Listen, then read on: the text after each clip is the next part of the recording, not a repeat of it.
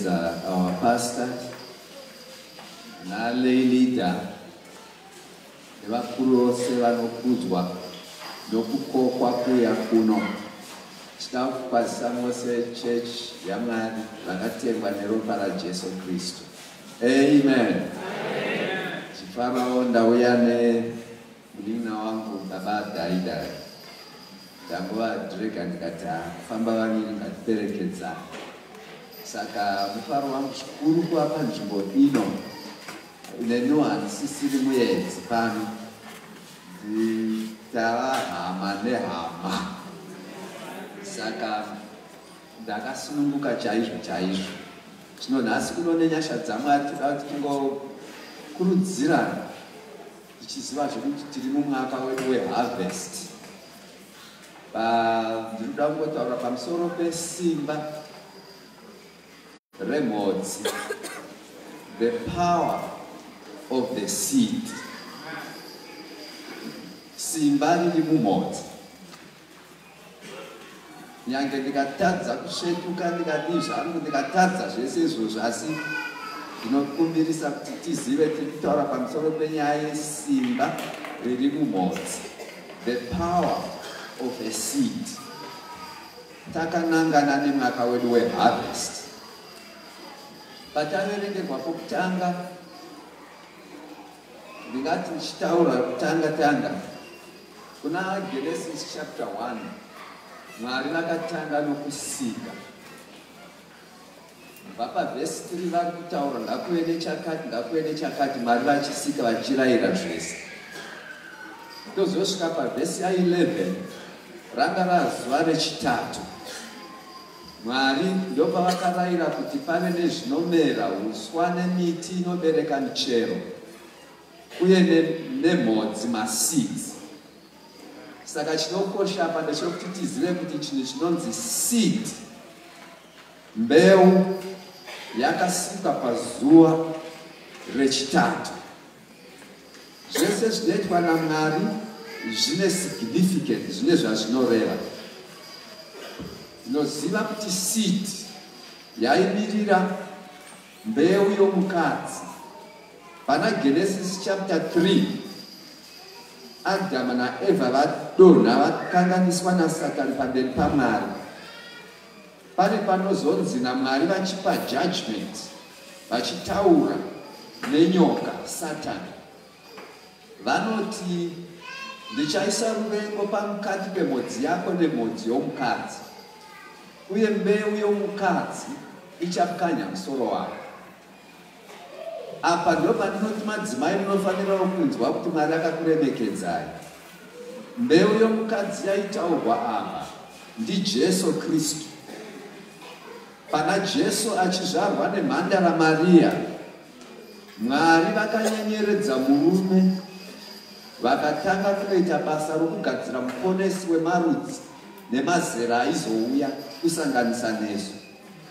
Nyaya yavo Mwari vakanoiturika kumudzimai vanyenyeredza murume, nokuti Jesu haana kuzvarwa nokuda kwomurume, asi Mweya Mutsvene akadzika pamhandara Maria ndokuifuka ndokuconceiva mwana by the operation yaMweya Mutsvene nemumhandara Maria.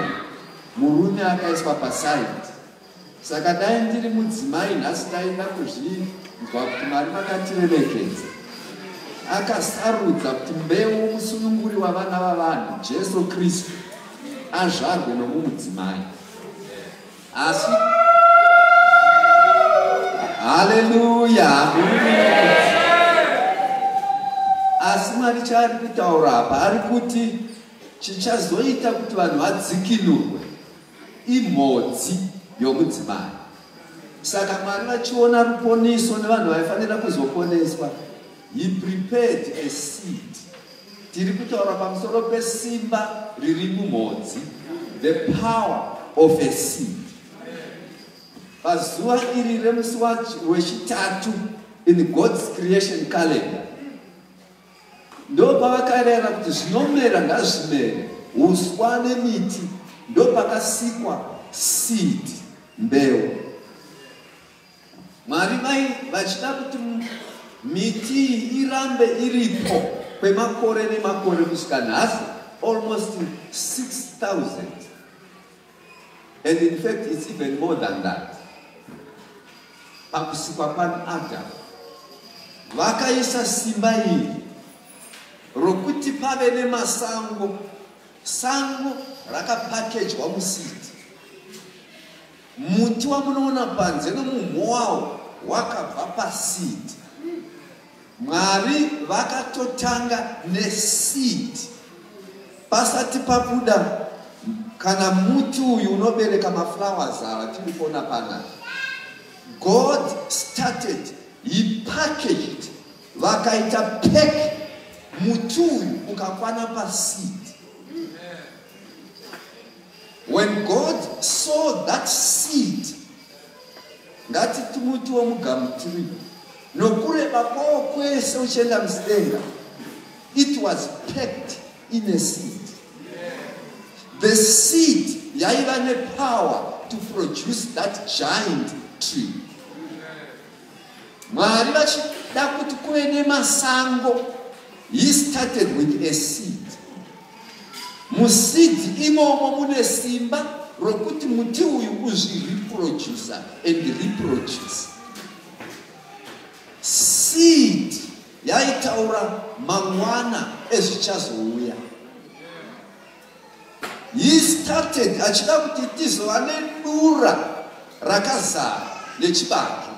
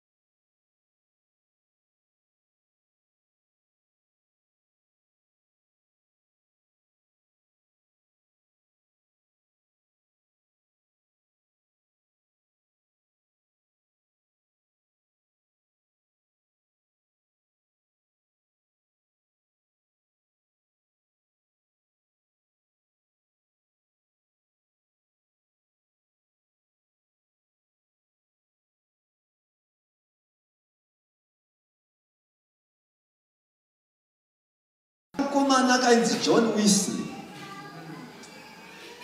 at the age of 6 years, if not 3 years, I think it's 6 years, there was a fire ari pa 30th floor. Unoziva kuti kana Mwari ane program newe, muvengi haazororiwo futi. Kana naJesu chaiye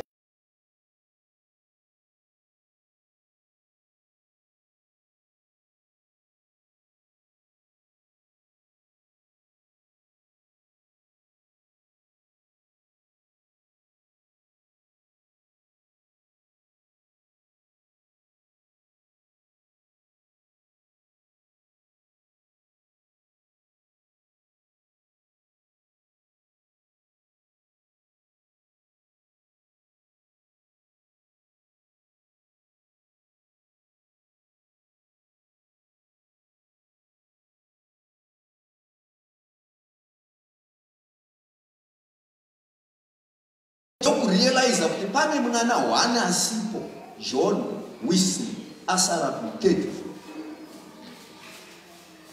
Kana Mwari ane future newe, nzira dzokupona pokubuda napo hapashayika.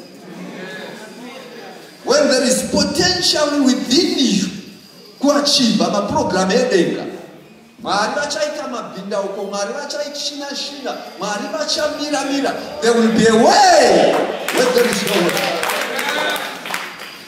Vanhu vakapirwa pfungwa vari paground floor, rokumira vakabatana, rokutaurira kamwana kari pawindow, the house yava kuzara moto, space yasara pawindow pakamira mwana, ndobva vadaidzira vhura window, jump out. Vanhu vari pasi vakamirira kugama mwana. From that young boy, the world is full of United Methodist churches. God was seeing you and me here, and He was beginning to save the young man. Seed, the power of a seed.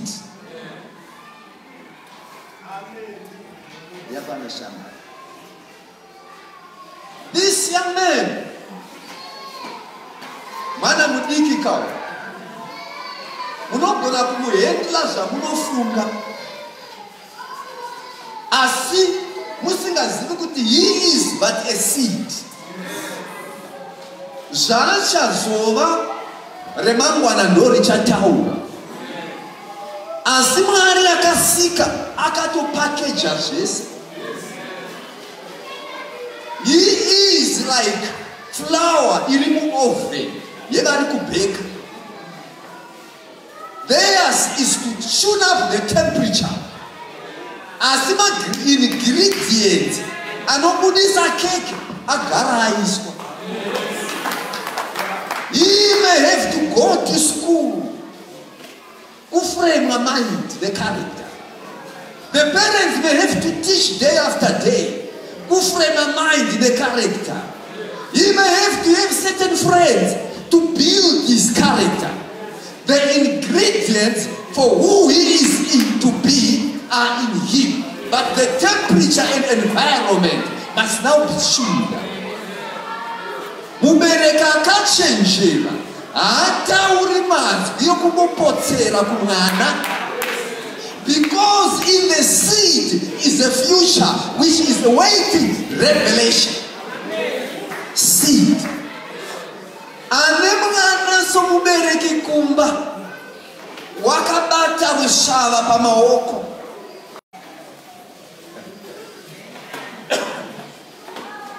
Pane vakazvidza boyfriend ine bhutsu dzakaboka dzinofamba dzichinokura mavhu, vasingazivi kuti iseed, asi zvairi hazvisati zvajeka. Everyone you may be meeting is a mystery in a way. Muchazo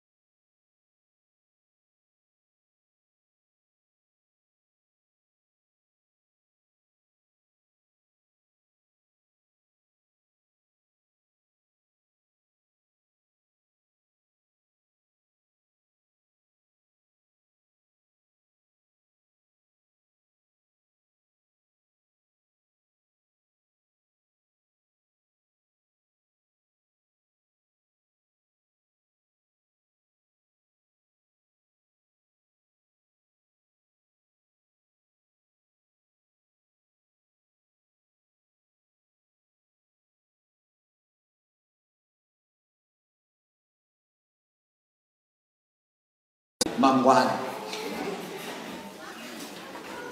And this is a financial person like my brother here. Ashandinoziva the issue. My parents edu kumadzinza vana baba chaivo chaivo vana nakuru muri muno munozviziva maiti makohwa zvemumunhu vana vasamuri pane zvinodyiwa asi pane mbeu inofanira kuchengetwa nokuti kunyange tadya nhasi mangwana tinofanirazve kuzorima kumunda tiwane chokudya. Mbeu iyi yaisarudzwa yoiswa amenoshona dzinosiyana kwedu kwainzi mushunje yosungirirwa mumushunje yasungirirwa mumushunje vaiisa mukisheni ino hutsi musingapindi zvinopukuta vaidya vakangwara vachiziva kuti nhasi tadya asi mangwana tichada something but kuti tizoramba tine vimbiso yokuti tichazodya mangwana keep the seed aside. Ipapa ndo pane difference yevari kubudirira nevari kutsakatika. Rich people, business people, and the poor people. Sorry, poor people. And then ndiri kutaura izvi message iwire brush yandakabata kupara mind yangu ndichichinja ndiite the right person. Poor people akawana $5 anotofunga maderere yederere rakutokwana adye derere nhasi. He does not think of tomorrow. Rich people vakawana $5 they think of how to multiply it. Uyu anofunga how to spend it. Uyu atifunga how to multiply. Consumption, investment. Wekudya uyu anongofunga paripo nhasi uno ndomuprofita mataurwa panapa zvake zvapfuura ati zvapfuura it's over. He does not think of tomorrow. Seed asinodzokoro. Mwari vakati handidi kuramba ndichidzoka kupinda pajuti rokuti muti chimera vakapakeja muti museed so that the seed can carry out the generations and generations of the tree. So when you are carrying a seed, whether chibage, whether inzungu, muruoko rwako, you are carrying the future of that mbeswa ino. Wakatakura future. Sango riri panzero haripani mupoketi mako ni mama. As by the seed, you can carry it in your pocket. Seed. Every success in a seed behind. As this is nobody automatic kumbokuka.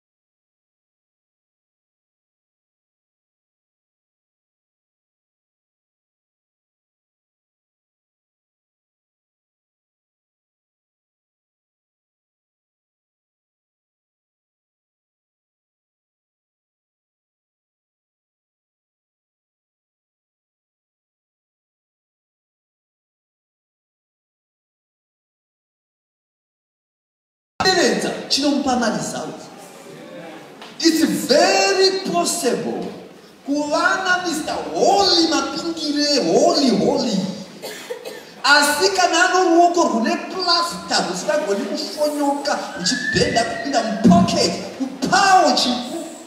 He will remain holy but unproductive, unfruitful, unblessed. My principles amnaria zvakaita sema key rimwe nerimwe door rine key yaro. Handiti? You must have the right key to open the door. There are blessings of the kingdom of God. They don't just come automatically. There are keys to unlock those blessings. Zvinomwari watsidza izvi zvicharamba zviripo. Seed time inofanira kuvapo kuti kugozova nechinonzi harvest time. Hakuna anobuda kunokohwa pasina chatanga chadyara.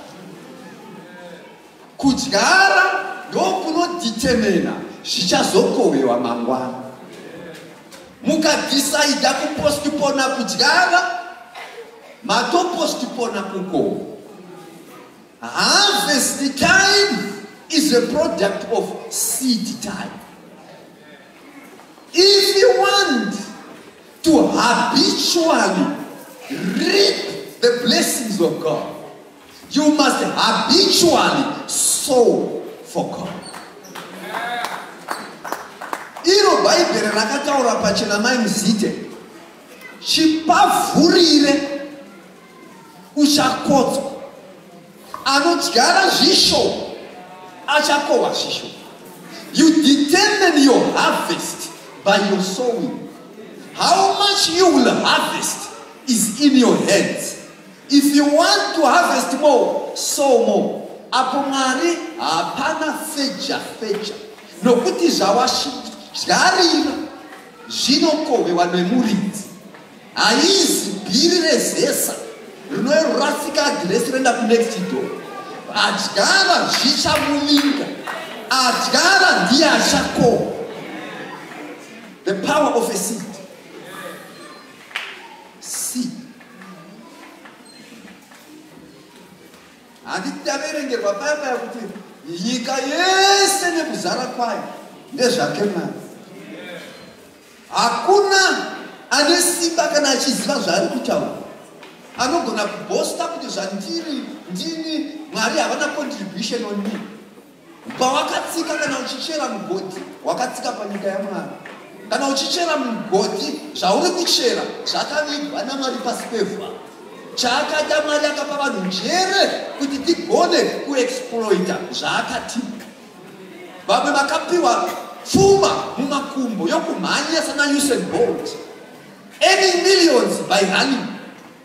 Vamwe vakapiwa pfuma mumaoko zvibhakera, earning millions sana. Vamwe vakapiwa pfuma pamazwi apa. They live by singing. God has put in every one of us something to live by. There is a seed of God in you. Some do much because they work on it. Some do little because they waste what God has put inside of them. Potential. Potential can be wasted, or potential can be developed.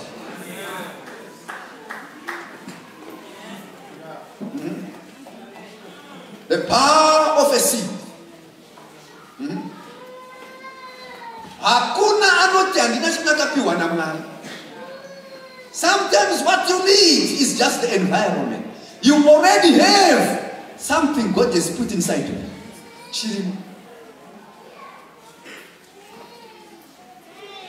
Nyika nokuzara kwayo ndeyaMwari. So kutaura kwandinomboita kunyange mukavaka imba, mukaisa chikwangwani padhoo mukati beware of the dog and the owner, or trespassers will be prosecuted, or hey, this is private property. As man, ndezvaMwari.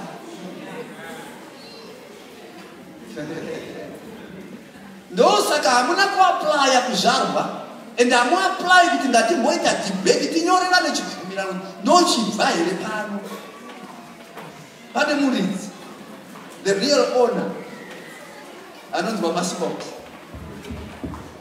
asi tiri kutaura pamusoro the power of your seed.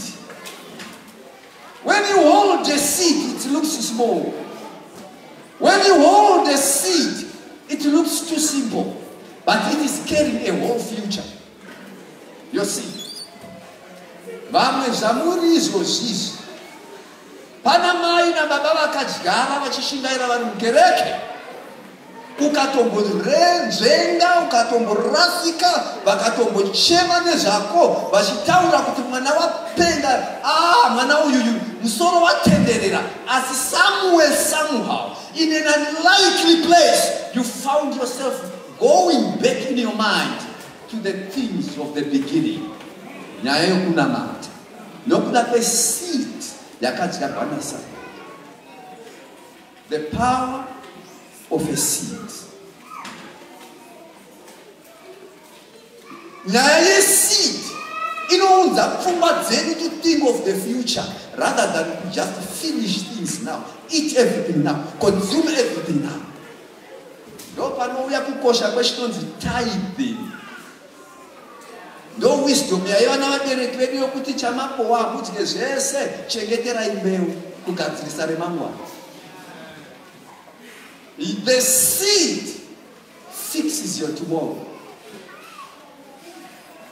Imwe yamunodya iyi mapedza nhasi, but your tithing is fixing your tomorrow. Ndiri kutaura kuti ndazvingajeka nyaya yegiving a seeding or sowing, so that hauzoiti kunge munhu angorembera somukomana wekombi akarembera pakombi, angorembera arimo muchechi, anongonzwa kugomera arimo muchechi, sekungorwadziwa arimo muchechi, voda mari yangu vechechi. Iwe haizi nyaya yokuti unzwe kugomereswa nekereke, inyaya yokuziva kuti time to sow is now, and when I sow I have got a future harvest. It's a question of the attitude that must be twitched around. Attitude. The difference between poverty, or blessing by giving is just around your attitude. Oh yes. How the devil poisons and cripples Satan. The one who thinks anoti ndogopa Mwari sei nokuti handina hangu, asi asingazivi kuti vanazvo pave zvavakaita vakapa pakushaya, Mwari akavaburitsa pagoba mumusingwi mavaiva. Your seed you give to God will be a ladder, kana kuti ma steps, kana kuti manera aushaita climb on to a higher level. Seed. The power of a seed. Seed, mama, inogona kugadzirisa vana venyu even on a day musisipo.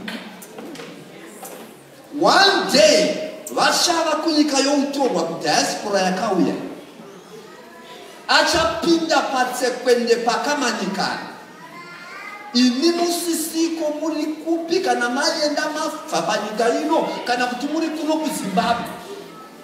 But because you sowed a seed, some of the seeds we sow handisi directly tinokohwa, zvimwe zvacho tichakohwa nomuvana vedu navazukuru. We need to be generational minded. Kwete kuita saHezekia akanzi waunza vavengi vakaona property yauinayo vashauya kuzokukumba zvese. Iye ndobva afara kuti soro zvichizoitika ndisisipo. Don't have the mind of a Hezekiah. Think of your generation. Sow the right seed. ugadzirise remangwana ravana. Shungu dzakuda kumuka panapa regai nditaure ndichiti hamuna here kumbonzwa kukaucha kuchivanhu kunonziona vana vokwanhingi akaroorwa haagare akaroora haagare nomudzimai vamwe vanobata zvinhu zvavanhu vamwe vanongoponda zvavanoita hapana anoonekwa zvakangozungaira zungaira konzi kwazvakatangira kuna sekuru vaibata-bata kuna sekuru vaishereketa kuna sekuru vakanga vakakamba vakaromba ndo vaparira vazukuru kuroya rudzi kuiroya navachauya nekuda kweununzva tunzva vasakuru rekodhi ngaichichinjwa kunzonzi mangwana vonai vana vokwasakuri vana vabudirira vana vane unhu vana ava vakaropafadzwa vonai vana zvabvepiko kuna baba vasakuri vakafadza mwari vakakanda izwi repromisi rechidzidzo chivimbiso kuti ndichazodai nokuda kwavana vako. God becomes, he takes responsibility kumiririra rudzi rwako because you took your time kuti mwari muri mwari wangu, for you I will live. In other words, munenge munabata key kuzarurira dzinza rekwenyu do kuti here is the way into God's blessing. Be that starting point. Inofara kuti mwari akandiponesa chidetermina pauri ipapo kuti kana kune vakapira midzimu kumashure, not from me going backwards, not from me going backwards. Sorry ndakumbotaura zvimwe mufundisi mozogadzirisa zvedu ndaenda mozongosara muchita don't worry no inongozivawo vaparidza no.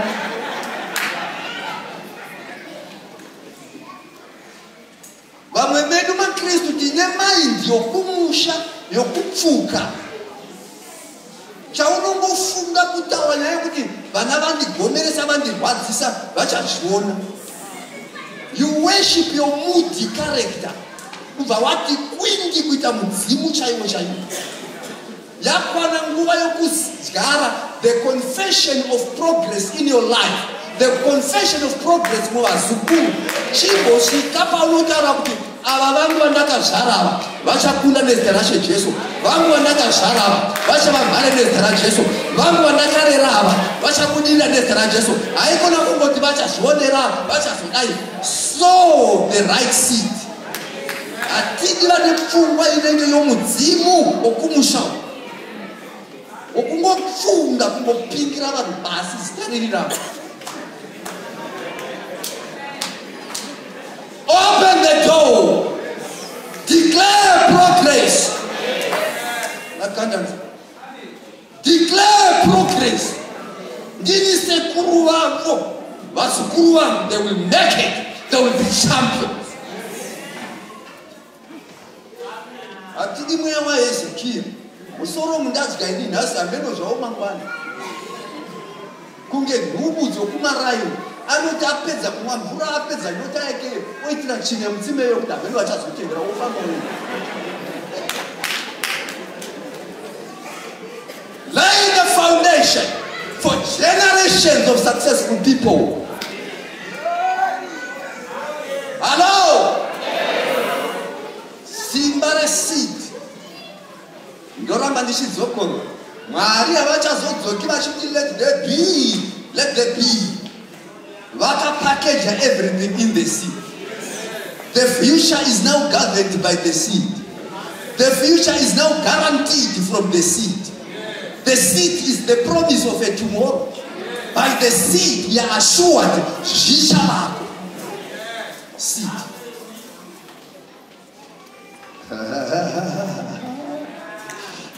Ndabotika seed yakasikwa on the 3rd day. Isaac achienda kunoroverwa pakuda paifana unobayiwa. Akafamba 3 days. Jesu manje anoti the seed of the woman. akarara muguva akafa nokuvigwa nokumuka pazuva retatu. So each time you talk about the seed or a sowing, you are talking about Jesus himself. Okay. Tombodzokera paseed.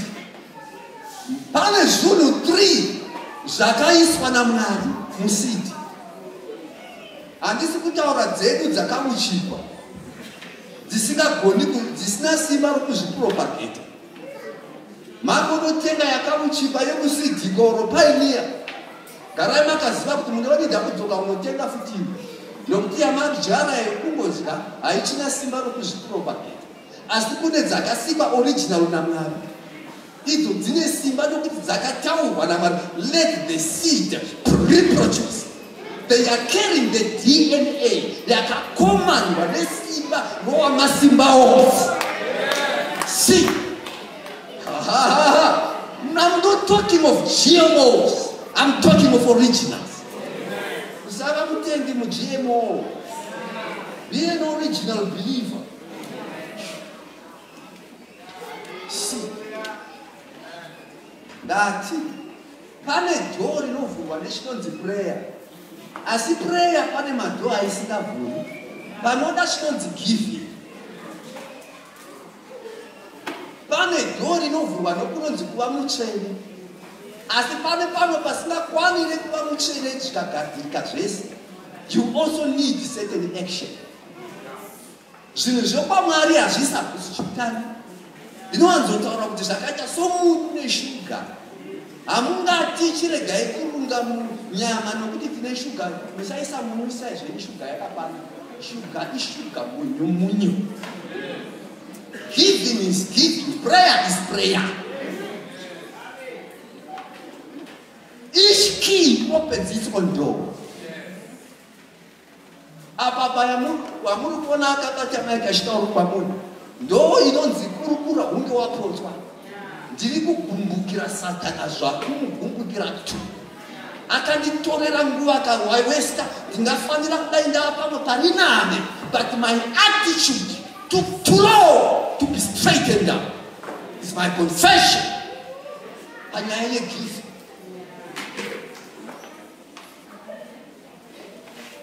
Ameno nokutiva nazvo. Inokuda zvaka. Dhimoni repoverty rakashata. Rine hunubu humwe huri hite.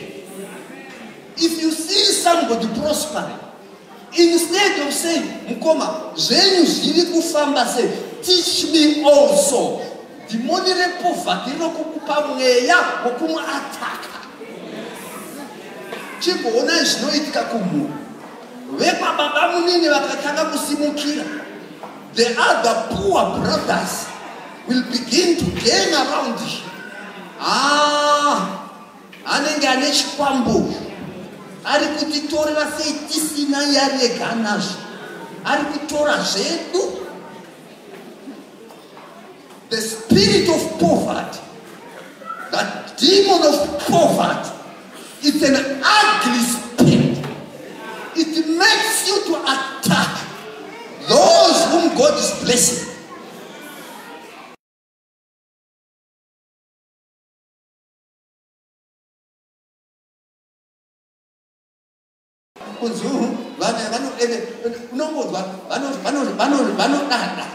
Havadi kukwasira iwe kana vasingadi kukukwasa iwe wadiwo kuwakwasisa iwe vakangoramba iwe. Unozoona kuti pane kapride kokuti ngavatitange ini. What you think is wrong in others, in most cases, is not the case. The wrong is in you. If you just get yourself corrected, you will be surprised with the problem was with the behold.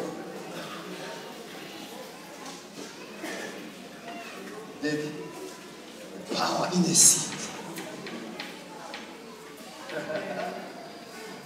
Mama, simba riri mumhodzi. Makabata mwana wenyu yaya, muchiisa mapaiva. Kana kukati pazoita president akatanga nemapambawo. Pazoita CEO aitezwa nemapamba here. chakatanga chiri small, chiri humble, zvakazvidzika, but the future is going to be a roaring future.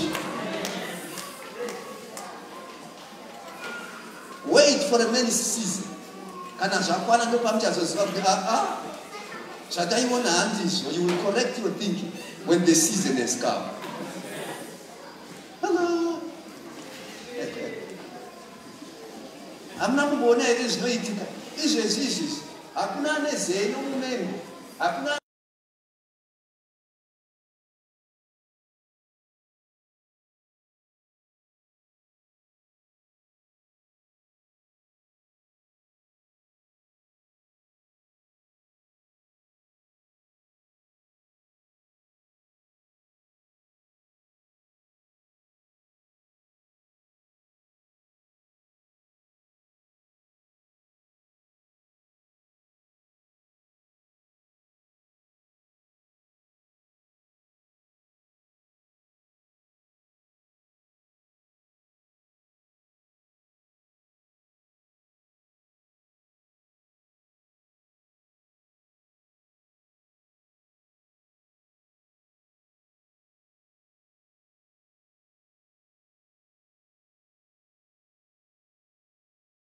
achiri kufema nokuti hamuzivi chichaitwa naMwari mangwana. Nhasi mukomana wemombe ari kufudza hwandi Dhavhidha ari kukunhuhwirai, munotomukanganwa paoccasion yake. Don't worry, even if people appear to forget you, the anointing of God will lift you. Saka ndichifara zvandakasunguka. The anointing of God will pull you out of the shadow. Yeshua mama neropa raJesu mama. Simba riri munhu chinonzi mbeu motsi. Mbeu simba.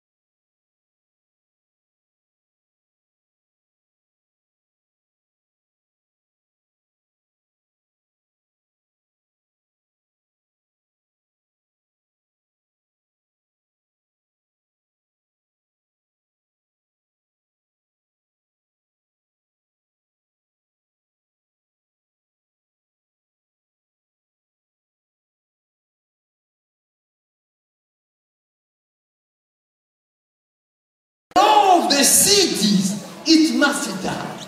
Let it go. Let it go. If it is going to bring Zakawanda Paul, be able to release it. Makambo zita erepo kuti Mwari anoti ipa something. Iwe chiri pamoyo pako ukavhura wardrobe ukaritarisa dress. Wonzwa mwoyo uchiramba kudzikudza kuti no. Womboenda rugare rworamba kuuya, wombotraya kubrasha kuti zvirege kukunetsa, kungoita like everything is normal, but chinongoramba chichingoti go pamwe pako ukamovhura wardrobe wobva wanzwa hana kuti bam. Oh God, you must let it go. Release into the ground the seed. Those are tichaita kapa harvest. Loosen the seed into the ground. Second law about the seed, it must die. Pane imwe gift inodzila newe. Zvati naShe Jesu, pane pfuma yomoyo yomunhu ndo pane moyo wake.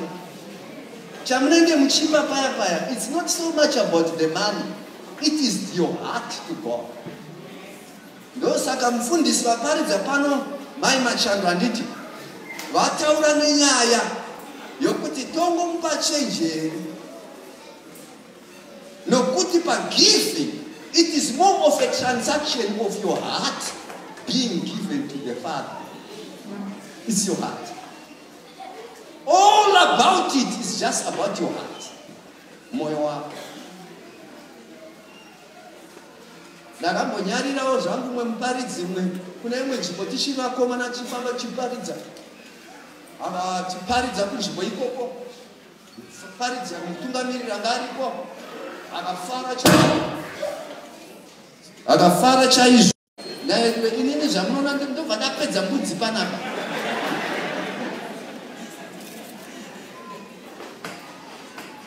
A seed must die.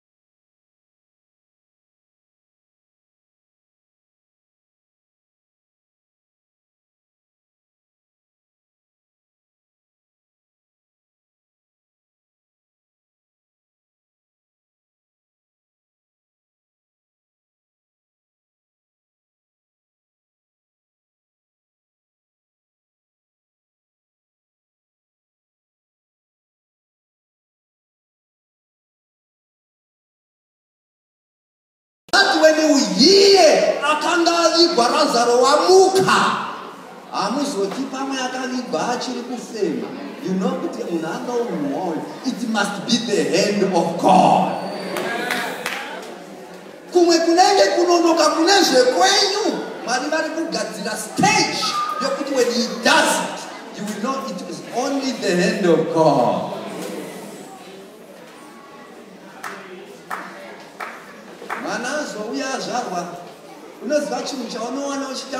So it is more dear to you than anything else. You love to see that kid move.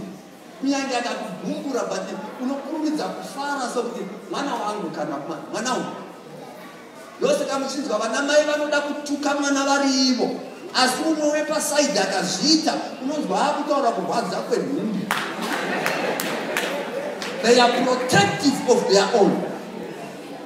The pain it takes you. Amen.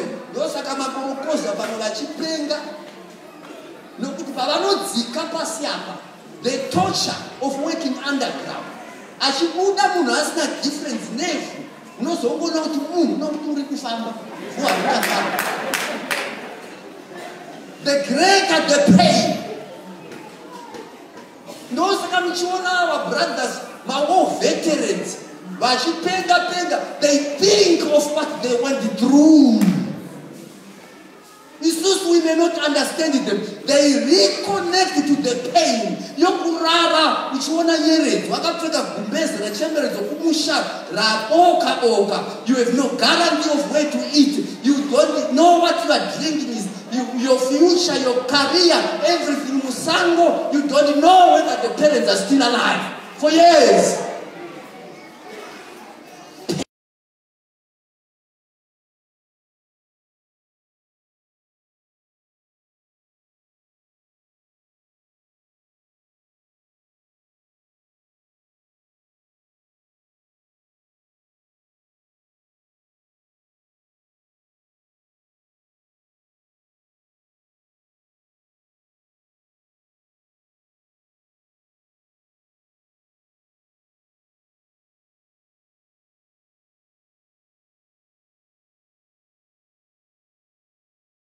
Baba uya kwa Abraham.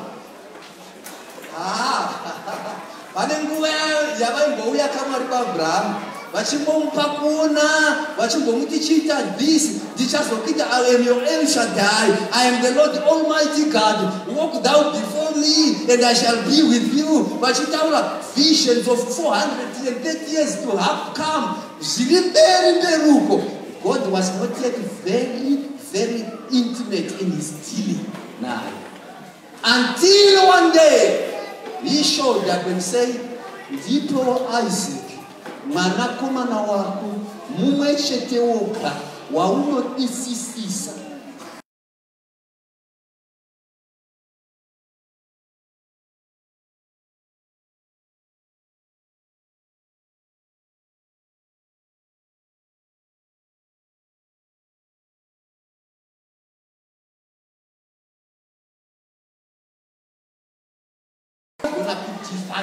Remangwana rorudzi rese. Seed yakiri kutaura. Mai muzite, sorry. Nasi ndiri kutaura. Aisi maribeti.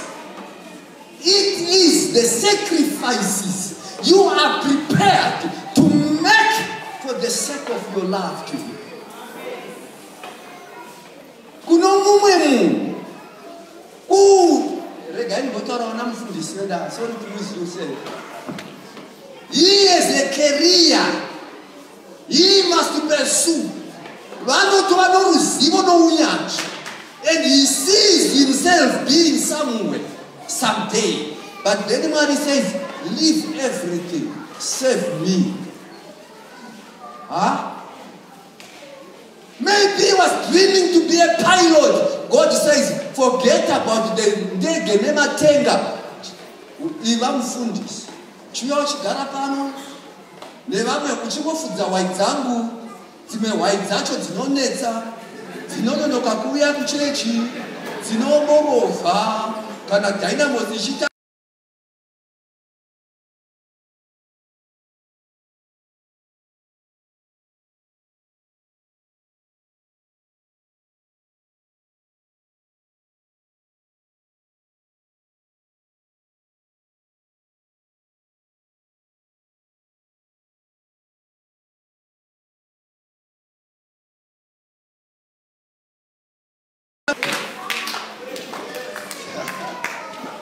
I won't forget those years.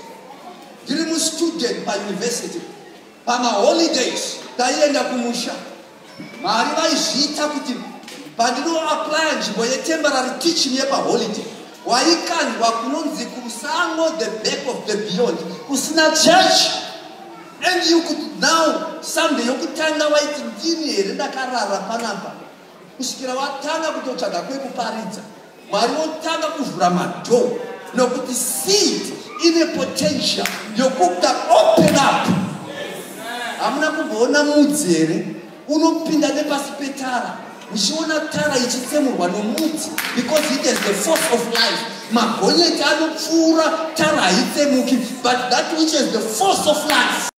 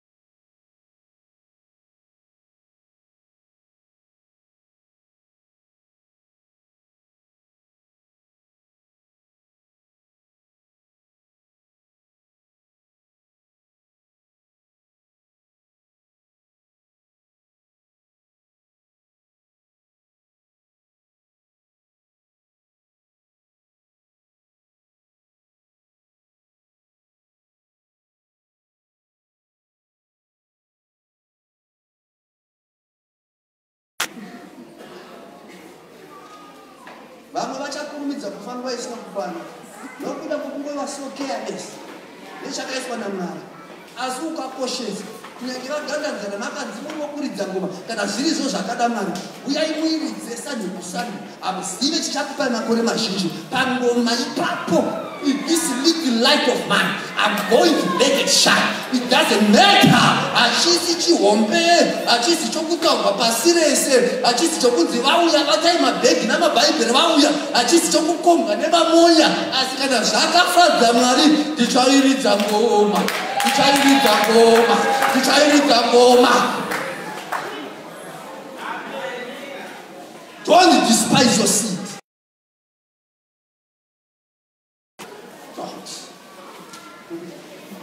And the Shika because of the seed.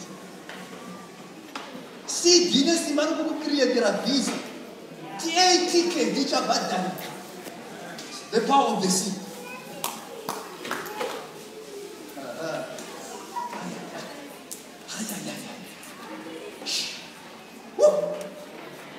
Hallelujah. Second thing or third thing, the seed must resurrect.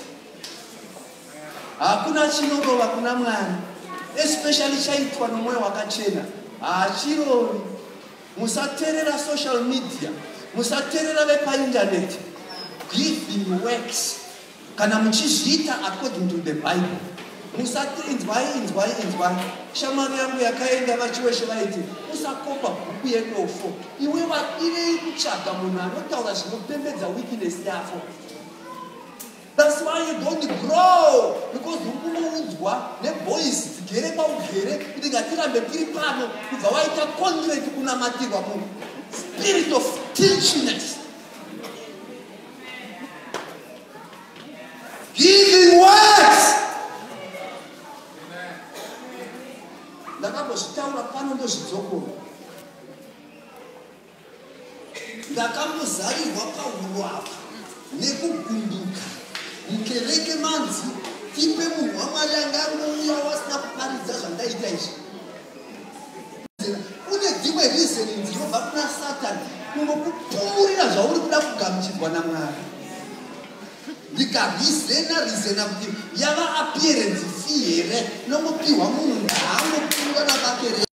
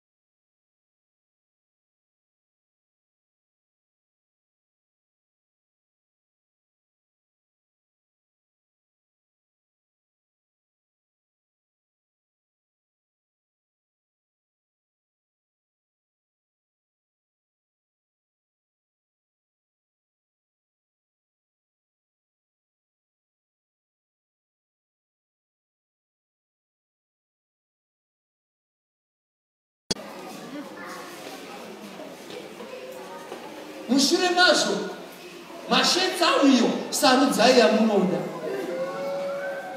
Mushure mazvo $100 per user. Seed has the capacity to multiply. chaunopa one seed yechibage mumwe munhu akangoita calculation akati munobuda tsanga paupi 400 mumwe wakati 700 but the thing is chaunodyava iri one Mwari vakatoidictatera kuti it shall multiply. Tese machechi ese aKristu, we are the harvest of one seed. Jesus, who died, was buried, rose up, and now he's man. Seed. Shapa uri kudecide kuisungirira or to let it into the ground. Sow that seed. No, Sharpa Abraham, no baenda. Chaitwa na Maria. Aishanda moyo wa Abrahama. Asi ngopare munhu raichaka. Aishaka kune moyo wacho. Ende Mwari ndobva vanyarara zvavo zii wendo rwamazuva matatu. Kuti kana wanga uri half-hearted waidecide mukaita change resolution mukatoka kumba 3 days vakashingirira Abrahama. Vobva vasvikayo pamujinga pegomo mwana otobvunza ende ndozvinobaya baba kubva kuti pfungwa yobva yati pamoyo ga kuti nhai baba huni tinadzo nomoto koicho gwayana racho riripi. Unofunga kuti Abrahama aizwei achinzwa voice remwana wake achiziva kuti it's only a few minutes I will not hear this voice again. He was in a dying process. There is a giving that brings death to self. Kusvikira vakwira mugomo vaita zvese oruta yagadzi iwe haizi nyore kana mukadzi wabhaibheri rechiti kuna Abrahama shamwari yaMwari nokuti Mwari pachake akapa mwanakomana wake mumwe chete. Abrahama ari prepared kupa wake mumwe chete kusvikira Mwari vatarisa Abrahama vakamuti shamwari yangu.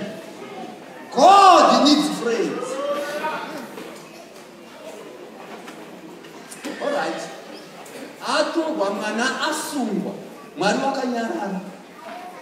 It was not an examination with an open answer. Arara mwana Abrahama atsimudza banga.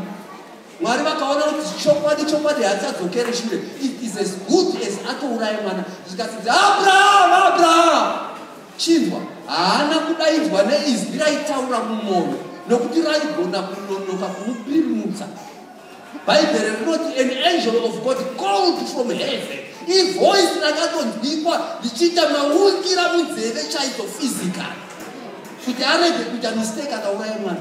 Abraham ndobva zvikasinzi ndazviona kuti unonditya fear nokuti hauna kundirambira mwanakomana wako mumwe chete. You love your son, but you could not disappoint me just for your son. Ndobva paita zii Bhaibheri robva rati ipapo Abrahama ndobva ndiri kuda kuti mubatisise as I wind up. Ipapo Abrahama akasimudza maziso ndokutarisa kumashure ndokuona pane gondobwe rakabatwa nenyanga mugwenzi. Pose pari kutestwa hapana substitute inooneka.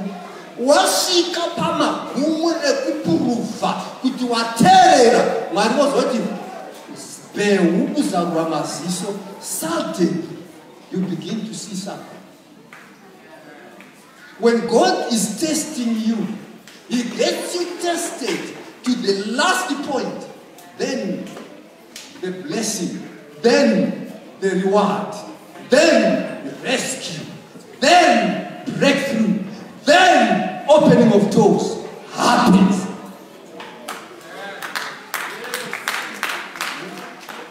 Ndakakuudzai paya pandakamboya pana ndiri kutenga kuti muri kuzviona kuti sikanida kuti simere handiti neganda rangu rukanda rwadzoka kusviba kwandaiva nako kwavo. Pandakauya paya ndakataura kuti ndakanga ndichimborwara kanekenza ndakanamata kuti Mwari chop chop kundiporesa vasati vaziva vanondiziva ndichiparidza kuti Mwari he can heal you, he's mighty, he's powerful. Before they even know I am sick, heal me now. But Mwari vakati no chop chop. Ndarwadziwa mukanwa makasvuka meso ndichiita zvokurereka muromo kubira mashed potato yakanga isingaiswi munyu ichifanira kutanga yatonhora nokuti muromo maiva namaronda. Ndarasikirwa neweight ndava 39 kgs. Ndichifamba pamwe ndakaisa bhuko mupoketi kwete kuzvirwa asi kuri kusapota gurubha risadonha pavanhu.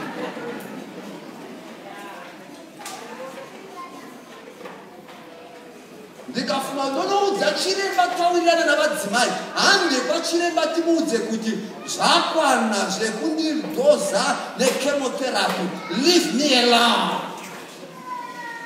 But the Lord said, go through it, I am in control.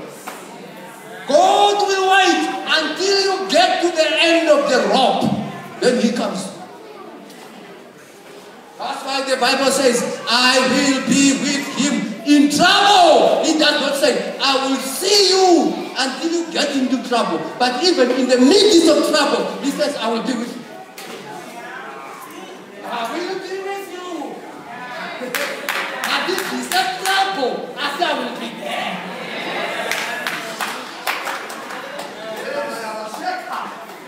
Woo! Abraham, first day, Mwari makanyara, ofa here Isaac. Abraham, second day, Mwari makanyara, ofa here Isaac. Abraham, third day, pamuchika pegomo, ofa here Isaac na Mwari. He's quiet until bangara bamudenga. Perfect obedience. Come, perfect obedience is what God is looking for. Bible wrote it. Akavurwa maziso. Pane breakthrough inomirira kuti obeying to the last moment in perfection. Suddenly, zvawanga usingaoni uchaona. Maziso achavhurika. Ukaona zvausina kumbofunga kuti zvichaonekwa. Pakaonekwa gwai after he had obeyed. Ndifungidza nyaya yaHaga, mvura yapera achema, ndopakavhurwa maziso kuona tsime. Ndifungidza nyaya inotaurwa kuna Isaiah 45 verse 3 kuna Mambo Cyrus. Zvonzi izvo, iwewe Cyrus, ndichakupa pfuma katika riches in darkness. Zvisingaonekwe naturally, God will give you vision. Give works. Amen. Giving works. Look at it as a seed. When you reap, you sow. It must die. It must rise up. And it will multiply. Because God has predetermined that it has these three things: capacity to die, capacity to resurrect, and capacity to multiply. May God richly bless you.